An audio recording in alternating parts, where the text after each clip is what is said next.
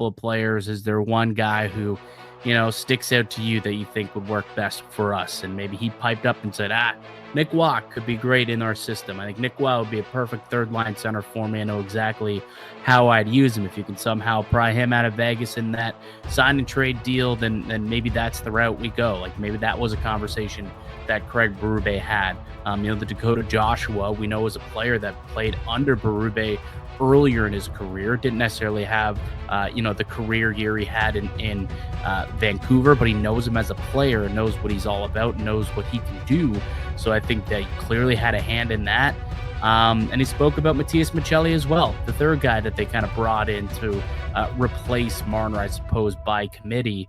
The other conversation I thought was interesting, and Jonas Siegel basically asked, Marner's gone, who's going to get the opportunity to play next to Austin Matthews and Matthew Knies? And we'd speculated, there's a number of players that could make sense, and sounds like it's going to be a trial and error for a little bit, but it doesn't appear that Matias Maccelli is going to start on that line. And a lot of us thought maybe it makes sense because he has the vision and passing abilities of Mitch Marner in a lesser to a lesser degree, but kind of plays a similar pass style role.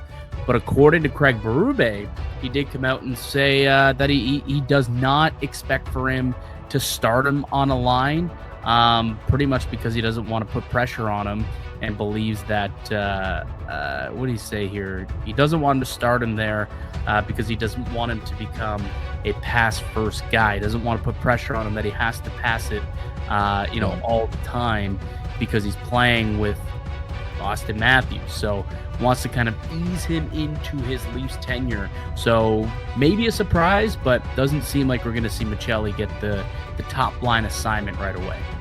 No, and I think it's a lot of pressure being put on the top line, right?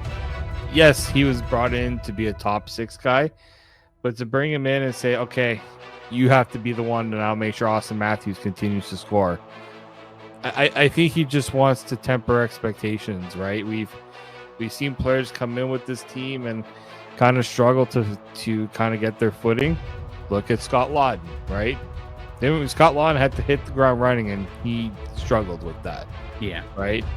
Thrown into a new situation, and I think maybe there's a bit of understanding that, okay, we can't just throw everything right off the gun, right off the start with Matias Maccelli. And look, we heard Berube kind of say that he likes to work in pairs.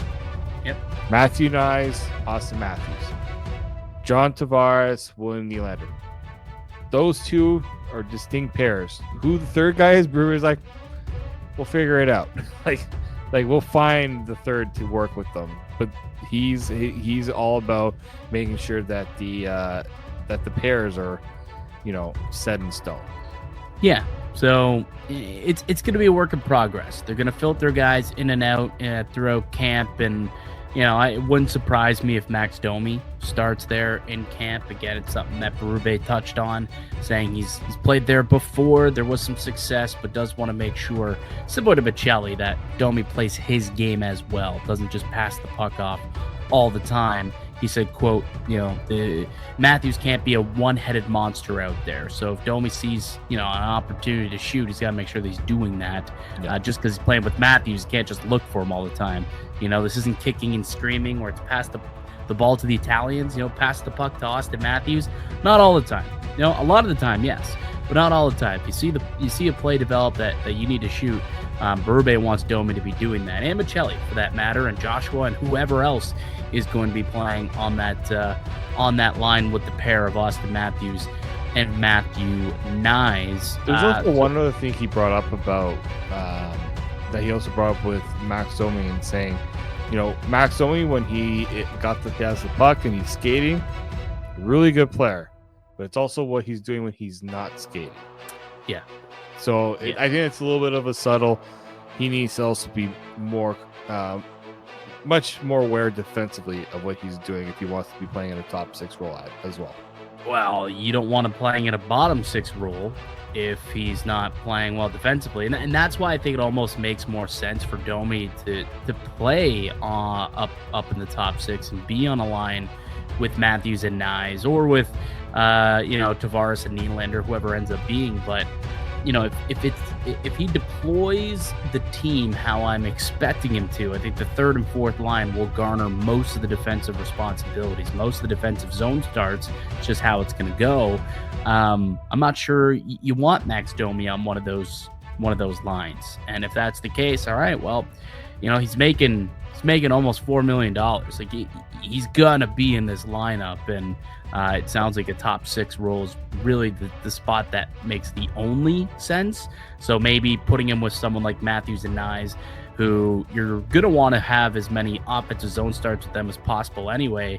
That's where you put Domi, or maybe it's a guy like again, if you're doing more pairs and you're doing more situational, which we've seen at times, in the modern NHL, things aren't as locked and set in stone situationally. Defensive zone faceoff, maybe that's when they put Dakota Joshua out there on a line with those two, and he gets an opportunity defensively, so that if they do lose the draw, it's not an absolute albatross, and he can at least defend out there. So maybe that's something too that they're thinking of, as opposed to just one guy. Could be situationally, depending on where they're starting the play, whether it's on the fly, offensive zone face-off, neutral zone face-off, defensive zone face-off.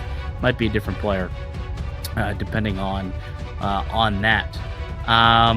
All right, let's come back and maybe take a stab at what these lines could potentially look like for Craig Berube here. And I also want to ask this question: is there more pressure on Austin Matthews to perform this year without Marner, or for Marner to perform this year without Matthews? I think that question bears a little bit of speaking on, and we'll do that next here in the Locked On Leafs podcast, part of the Locked On Podcast Network. It's your team every day. Today's edition of Locked On Leafs podcast is brought to you by Monarch Money. Most people can't name all their financial accounts or even what they're worth, whether it's 401ks, properties, or investments. And when you don't have the full picture, you can end up leaving money on the table. That's why there's Monarch Money. It's an all-in-one personal finance tool that brings your entire financial life together in one clean, easy-to-use interface on your laptop or your phone.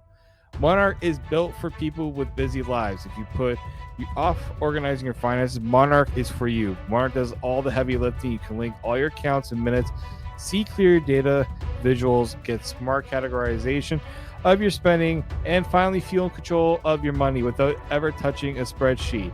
For myself, I'm looking for a couple of financial goals to hit this year, and that's where Monarch comes in. It can really help me separate those goals and make sure I'm not missing my targets. So don't let financial opportunity